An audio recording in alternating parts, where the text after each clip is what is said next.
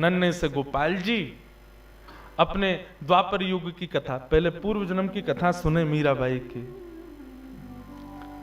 ठाकुर जी अपने सब ग्वाल बालों के साथ में आनंद करते हैं।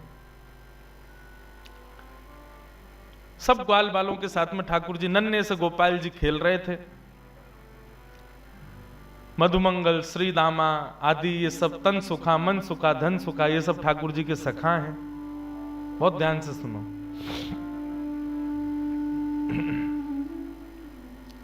ये सब सखा हैं ठाकुर जी के। एक दिन ठाकुर जी सब ग्वाल वालों के संग खेल रहे थे। सो ठाकुर जी का सखा श्री दामा बीच खेल से ही जान लगो। ठाकुर जी बोले, अरे भैया कहां को जा रहे हो? लाला मैं तो अपनी ससुराल जा रहा हूं। ठाकुर जी तुरंत पहुंच गए श्री दामा के पास, हाथ पकड़ लियो। बोले, ससुराल जी कौन सा काम है भैया? ब्रजभाषा समझ में आ रही है? देखो भैया, आप सब लोग अधिकतर यहाँ अहीर समाज के लोग बैठे, आप सब लोग ब्रज से ही हो, आपके सब पूर्वज ब्रज के ही हैं। ब्रज भाषा तो समझ में आनी चाहिए, आपके द्वारिकाधीश की भाषा है। ठाकुर जी बोले, भैया ये श्रीदामा जे कौन सा गांव है? ससुराल। श्रीदामा बोलो, अरे बाबड़े ससुराल गांव ना होवे।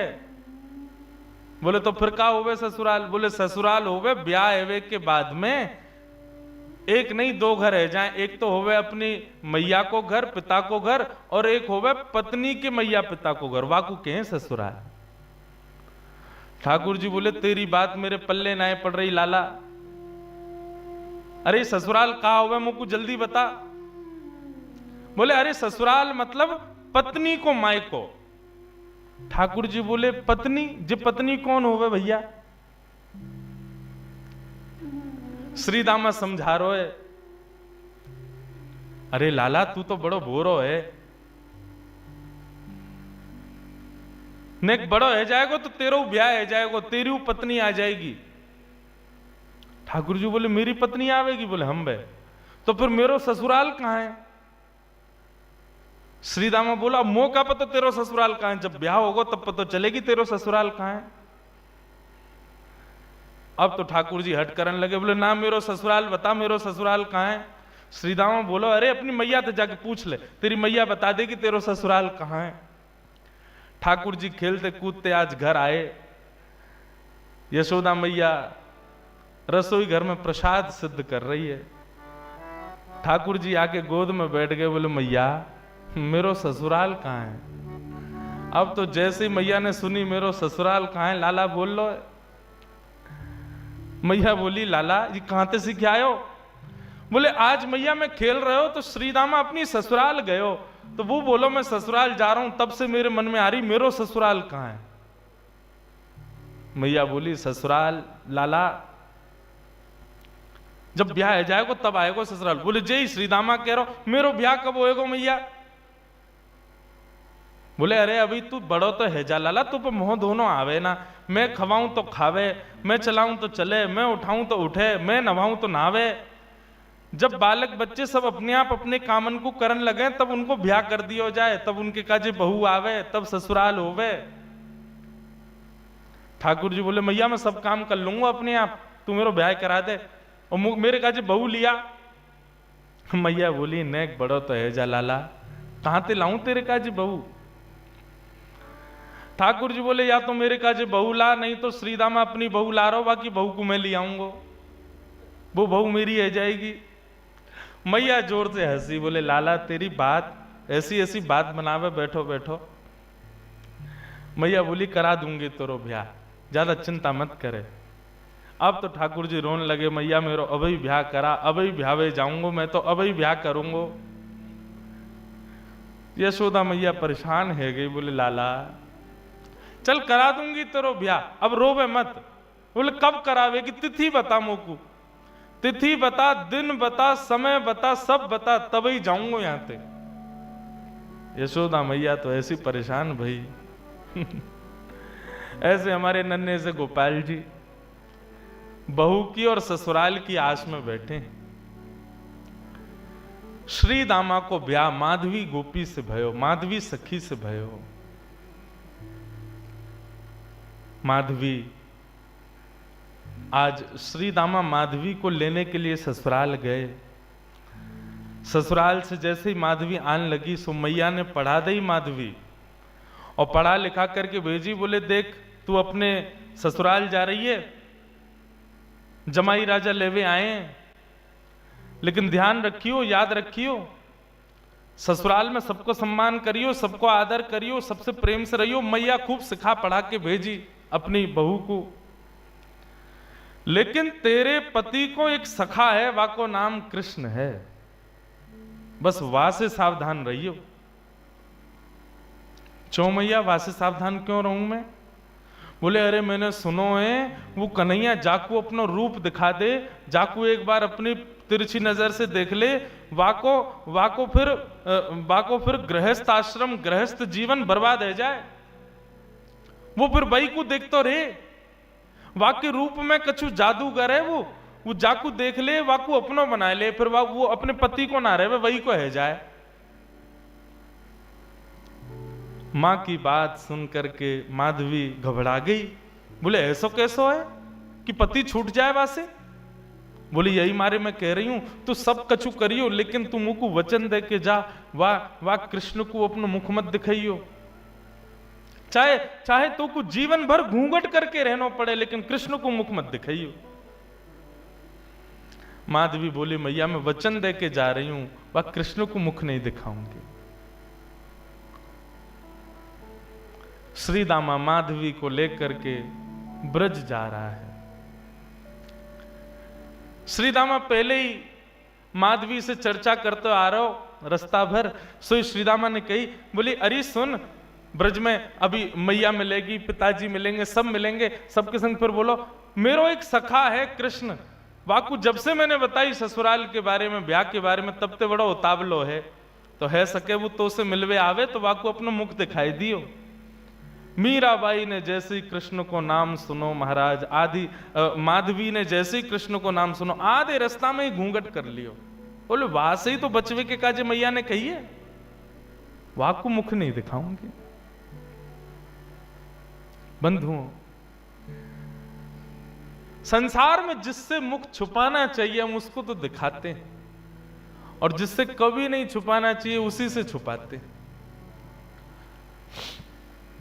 संसार के विषय भोग विलास आदि इन सबके आगे हम अपने आप को प्रत्यक्ष प्रस्तुत कर देते हैं, और ठाकुर जी की भक्ति, ठाकुर जी के भाव में सदैव गोपनीय रखते हैं, सदैव अपने आप को पीछे रखते हैं। ऐसा क्यों? कथा का नाम सुनकर के रसिक जन आते हैं, ठीक है, अच्छा आप लोग भी पधारे हो, पर यहीं कोई ऐसी लीला होने वाली होती जिसमें थोड़ा मनोरंजन हो तो भीड़ ज्यादा होती है। कथा ही तो है, मीराबाई के चरित्र तो सुनाएंगे, क्या करना सुन करके? नहीं, ठाकुर जी से संबंधी कोई भी बात हो उसमें तो बढ़कर के आगे आओ, बढ़कर के आगे भाग लो, उसमें चिंता मत करो। मीराबाई ने अपना मुख छुपा लियो। माधवी ने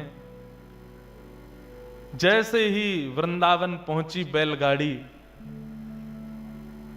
सखान ने जाके ठाकुर जी को बता दी, अरे अरे लाला देख, श्रीदामा आगो, अपनी ससुराल से आगो, अपनी बहू लेके आयो है। अब तो ठाकुर जी व्याकुल है गए, बोले बहू आइए, मैं भी तो देख के आऊं कैसी बहू होवे, कहां तक कैसी ससुराल थे, कैसे आमे, कैसे कहा होवे। ठाकुर जी तो इतने उतावले हो गए महाराज, पहुंच गए बीच रास्ता में। अरे भैया श्रीदामा आ गए हो? बोले हाँ आ गए हो लाला।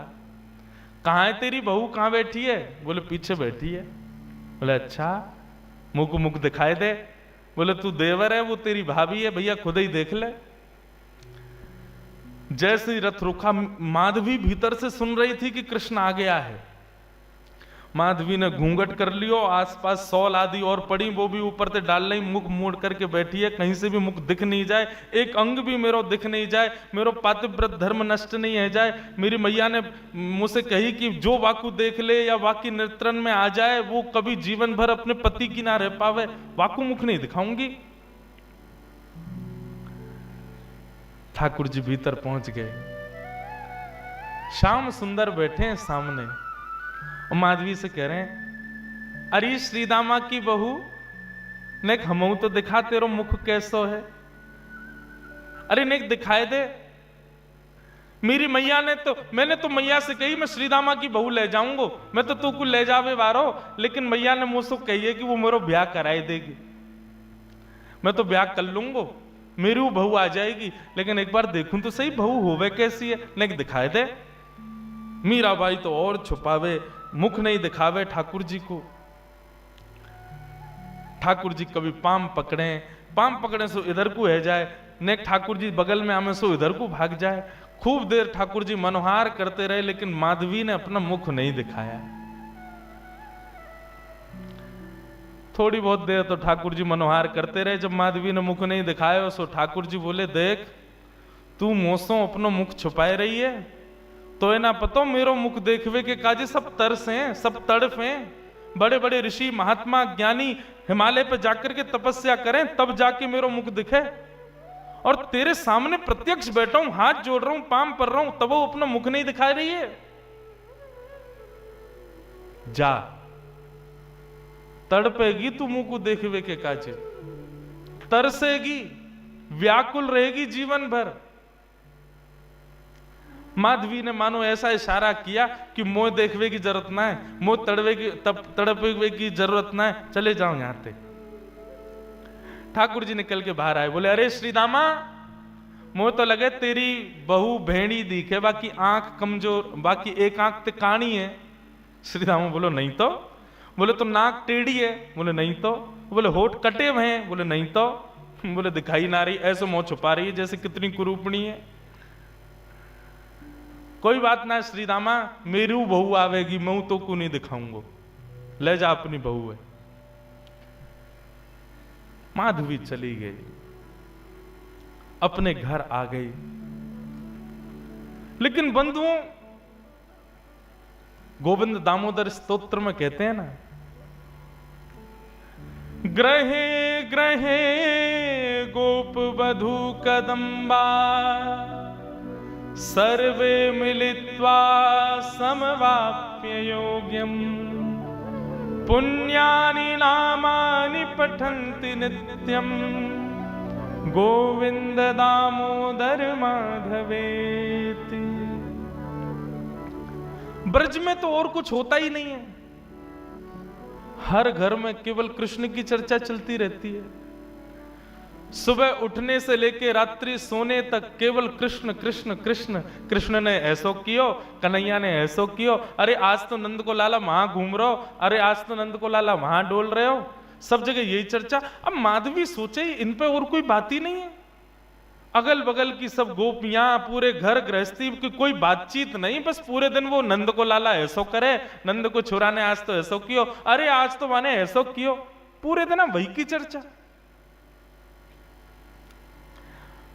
अब माधवी कहे किससे, अपनी सास से कहे, अगल बगल की गोपियों से कहे, बोले तुम लोगन पे और कोई बात ना है, कभी बैठ जाओ, कहीं चले जाओ, 24 घंटा या कृष्ण कृष्ण कृष्ण कृष्ण वही की चर्चा करते रहो। और भी तो कई बातें गृह गृहस्थी की कर लो भैया, ये 24 घंटा कन्हैया। एक गोपी बोली, अरे ये नई नई आई है का अभी ब्रज में? बोले हम बे अभी नहीं आई है। वो कितने दिन आए गए? बोले 3 दिन आए गए। वो 3 दिन आए गए, एरी गोपी एरी माधवी तेने कन्हैया देखो अभी तक, या कन्हैया की दृष्टि पड़ी तो पे? माधवी बोली, मैं नहीं दिखाऊंगी वाकू अपना मुख, मेरी मैया ने मनाई करके भेजो कि वाकू मुख दिखावे से यही स्थिति है जाए जो तुम लोगन की, अपनी पति की चर्चा नहीं करो, वह नेक से कन्हैया की चर्चा कर रही हो, मैं तो ना दिखाऊंगी वाकू मुख। गोपियां सब बोली, यही मारे तेरे मुख से वाक्य काजे ऐसे दुर्वचन निकलने, अभी तेने वाको मुख देखो ना है, अभी तेने वाको रूप देखो ना है, यही मारे ऐसे बोल रही है। अरे जाद ना वो छवि दिख जाएगी ना, जाद ना वो मोहनी मूरत सांवनी सूरत तेरे चित्त में बस जाएगी ना माधवी, तू भी हमारी तरह वही की चर्चा करेगी। माधवी मन में सोचती भी है ऐसो कहा है वाक्य रूप में जो और कोई चर्चा ना आवे चित्त में।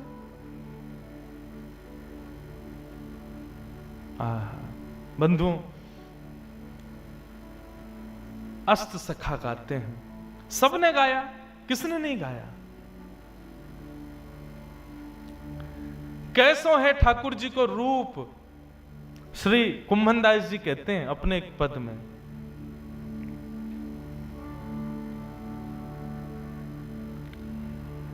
नैना पलक लागे नहीं रूप देखे। अरे माधवी, वह कन्हैया को रूप कैसो है? बोले नेत्रन से जब वो सामने दिखेगा ना तो जैसे पलक मानो झपकनो अपने आप को भूल जाएंगी, ये पलक नीचे आनो भूल जाएंगे। आज हम संसार की कोई वस्तु देखें तो पलक ना जाने कितनी बार झपके, हमें खुद को पता ना चले। बोले श्याम सुंदर जब नेत्रन के सामने आएंगे तो पलक भी भूल जाएंगी कि हमको झपकनो है। ऐसा रूप है वाको। गोवर्धन के अंग अंग प्रति निरख नैन मन रहत नहीं। अरे वाको एक एक अंग ऐसा है कि एक अंग को देखेगी तो वर्षों तक एक ही अंग को चिंतन चलता रहेगा। ऐसा ना है कि एक बार में नेत्रन को भी देख ले, मुख को भी देख ले, कानन को भी देख ले, हाथ भी देख ले, पाँव नहीं, एक बार में एक ही अंग दिखेगा और वही कोई चिंतन चलता रहेगा। कहरी कहो कछु कहत न आवे, चुत चुरायो वे मांग दही। कहा कहूं, वाक्य रूप को वर्णन ना कर सकूं। माधवी बोली ऐसो का है वाक्य रूप में? बोले वर्णन को विषय ना है, कोई बता ही ना सके।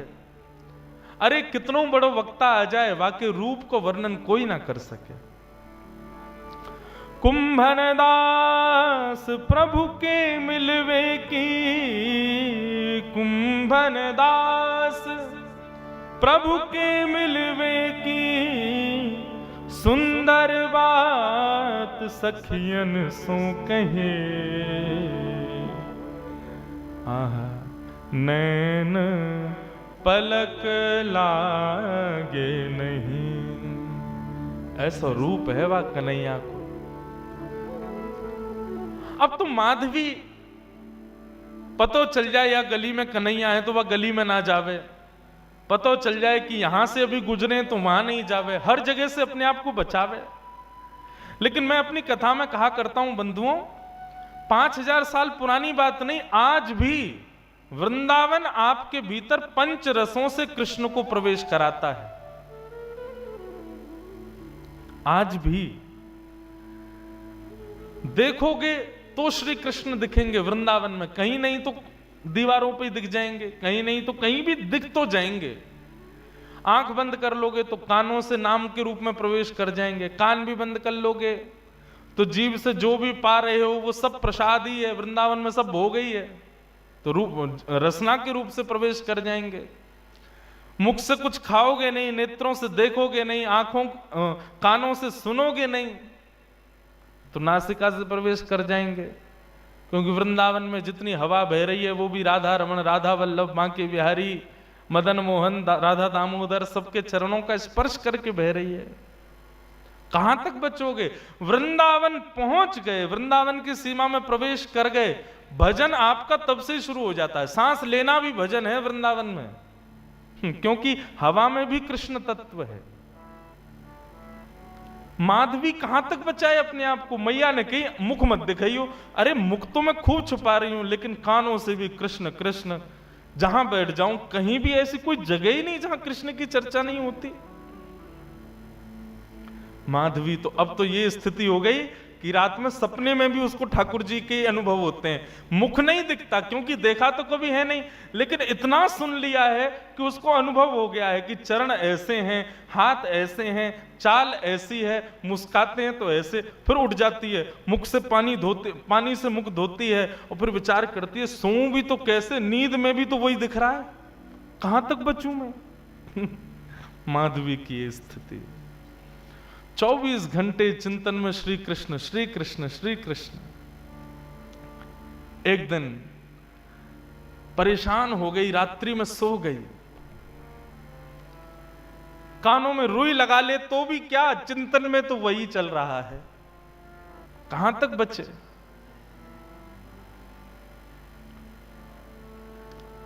रात्रि में सोई थी, आज मानो मीराबाई को ऐसा लगा कि सुबह हो गई है, और तुरंत उठ करके हाथ मुंह धो करके माधवी ने मटका उठाया, यमुना जल भरने के लिए निकल पड़ी।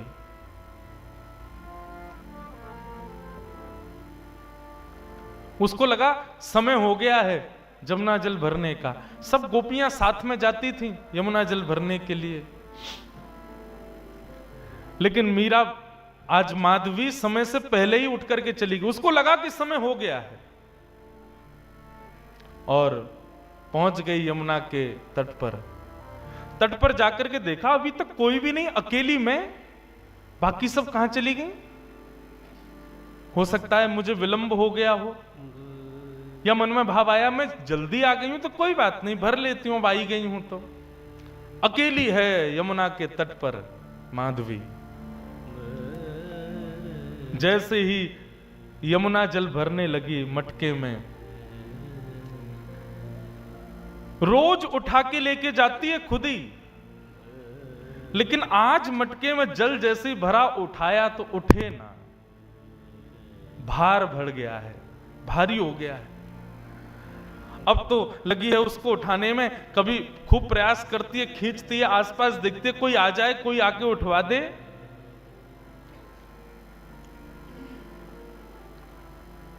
इतने में ही बांकी अदा से अपनी चाल चलते भये, त्रिभंग लली श्याम सुंदर, कमल कटाक्ष नेत्र हैं, सुंदर दंतावली, चंदन की सुगंधी से आच्छादित करते हुए मार्ग को पहुंच गए यमुना के तट पर। माधवी आसपास देख रही है, कोई दिखे तो आवे, उठवावे। तभी दृष्टि पड़ी श्याम वर्ण, नन्हे से श्याम सुंदर छोटो सो बालक। माधवी ने देखा तो था नहीं उनको, देख करके लगा अरे पता ना कौन सी गोपी को छोटो सो सुंदर सो बालक सवेरे सवेरे जमुना के तट पर घूम रहा है।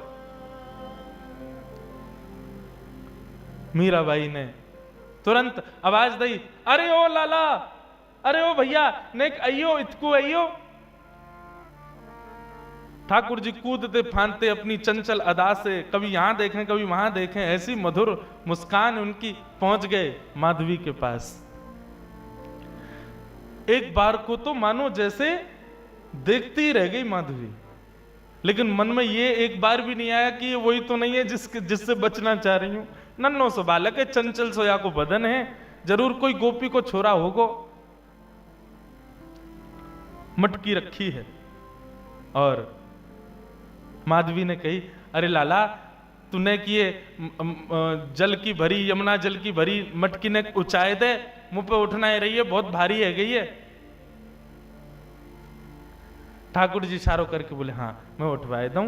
अब भाई जैसे मीराबाई माधवी उठाने लगी, ठाकुर जी ने अपनी दोनों भुजान को वामे मानो जैसे एक भाव जैसो दियो, सोई मटकी उठ गई। अब मटकी तो उठी,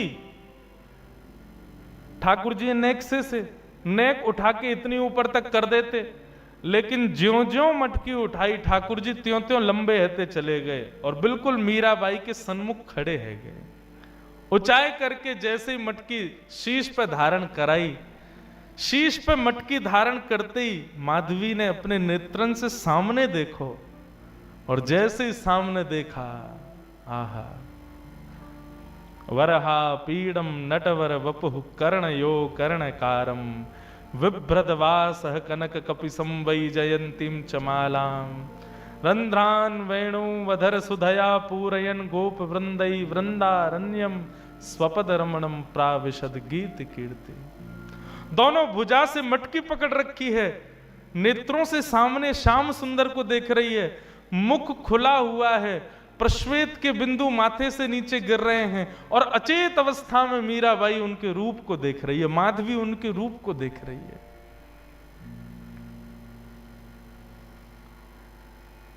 ठाकुर जी के नेत्र ही तो खतरनाक हैं सबसे ज्यादा।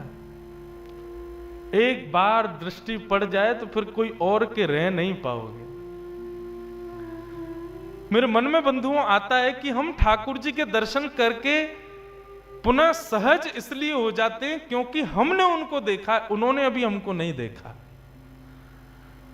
कभी ठाकुर जी ने यदि हमको देख लियो ना तो एक बार उनके सामने जाके फिर सहज नहीं हो पाओगे, फिर अन्यत्र कहीं मन लग नहीं पाएगा। मीराबाई माधवी अचेत खड़ी है, ठाकुर जी से जितनो बचनो चारे ठाकुर जी ने उतने सबरे अपने बाण मार दिए, नेत्रन से कटाक्ष मार दी, मधुर मुस्कान कर दी, अपने रोम रोम को दर्शन कराई दियो। महाराज अब तो माधवी की स्थिति एक जड़वत कोई मूर्ति जैसे खड़ी रहती है, ऐसे खड़ी है। गोपियों ने एक ही दिन पहले ही बताया था कि वो दिख जाता है तो क्या होता है, वही हो गया। अब ठाकुर जी तो अपने सैन चला करके वहां से भाग गए। समय हुआ उन गोपियों के आगमन का जो यमुना जल रोज भरती थी। जैसे ही आई, आकर के देखा अचेत अवस्था में अब भी ऐसे ही खड़ी है माधवी।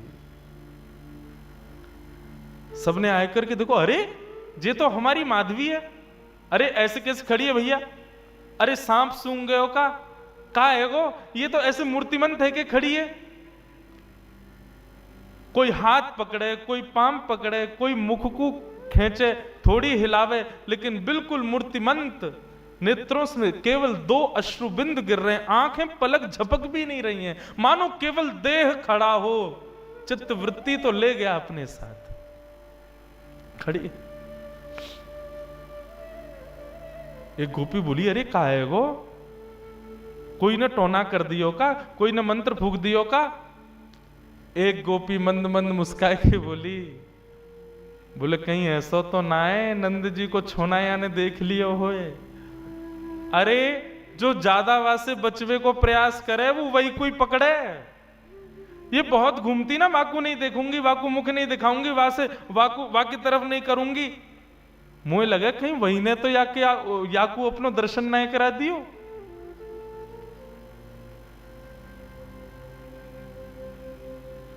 एक गोपी यमुना जल भर के लाई और जल का छिड़काव, खड़ी हुई है मीराबाई, ऐसा नहीं अचेत पड़ी है, सांस भी चल रही है, नेत्र भी खुले, बिल्कुल सचेत है, बस मूर्तिमंत है। पानी का छिड़काव किया, मुख पर जैसे जल मारा तब मानो जैसे रुकी हुई श्वास आई हो, और जल पड़ते ही मूर्छित होकर के गिर पड़ी माधवी। जल का छिड़काव किया, पैरों को मलना शुरू किया, हाथ दबाए, तब जाकर के चेतना आई, और चेतना आकर के उठते ही बोली, वो कहां है, वो कहां चला गया, उस सांवरो सो कटाक्ष नेत्र। अरे कोई गोपी को बालक आया हो, इतनो सुंदर, और बार बार बोलते बोलते मूर्छित हो जाए, फिर चेतना आवे, फिर मूर्छित हो जाए, फिर चेतना आवे, फिर मूर्छित हो जाए। सब गोपियां चिंतित नहीं मुस्कुरा रही हैं। अब जैसे ही माधवी चेतना में आई, आते ही बोली, तुम सब मुस्कुरा रही हो, मेरी स्थिति तो देखो, मुझको ज्वर चढ़ रहे हो है, मुझसे चलो ना जा रहे हो, मुझसे उठो ना जा रहे हो, मेरी स्थिति ऐसी क्यों हो रही हो, तुम सब मुस्कुरा रही हो। तब एक गोपी बोली, तेने कोई और को लाला ना देखो, तू जैसे बचवे को प्रयास कर रही ना, वही आयो तेरे पास, वही नंद नंदन, वही श्याम सुंदर, वही हमारी यशोदा जी को लाला, वही तेरे खसम को मित्र कृष्ण, वही आयो।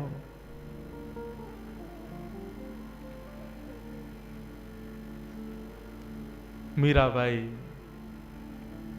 माधवी अब तो बेचैन हो गई, मैं कहा करूं, कहां जाऊं, मुझको घबराहट है रही है, मैं मुंह से उठो ना जा रहा हूं, मुंह से चलो ना जा रहा हूं, मैं बोल भी ना पा रही, बार बार अचेतना है रही है, कछु करो ना। सब प्रकार के प्रयास किए, लेकिन माधवी कहे नहीं, अब तो एक ही उपाय है कि वाके सामने मुंह को ले चलो, मुंह को दिखाए दो, वाको रूप दिखाए दो।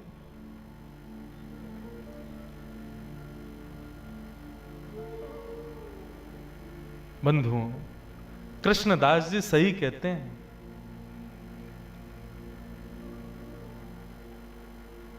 सजल श्याम घन वरण लीन है, फिर चित अनत न भटक्यो, मेरो मन गिरधर छवि पे अटक्यो। मेरो मन गिरधर छवि पे अटक्यो, मेरो मन गिरधर। गाओ बंधुओं, माधवी मीरा इनके चरित्र को सुन तो रहे हैं हम, पर ये स्थिति होना असंभव है, पर जिसके संग भी होती है ना, उसको ब्रह्म सुख जैसा लगता है। माधवी कह रही है मुझे कष्ट हो रहा है, लेकिन कष्ट अनुभव ऐसा है भी नहीं कि मुझे कष्ट हो रहा है। सांसारिक देह की स्थिति पूछो तो मैं कष्ट में हूं, पर मेरी अंतरात्मा से पूछो तो मैं ब्रह्म सुख में हूं, मुझे आनंद आ रहा है, मुझे छेड़ो मत, रहने दो इसी अवस्था में। ऐसी स्थिति हो गई माधवी की। मेरो मन गिरधर छवि पे अटक्यो, मेरो मन गिरधर छवि पे।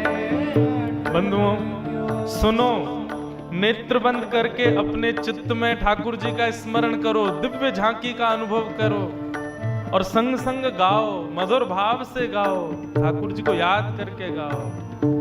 मेरो मन गिरधर छवि पे अटक्यो, मेरो मन गिरधर छवि पे।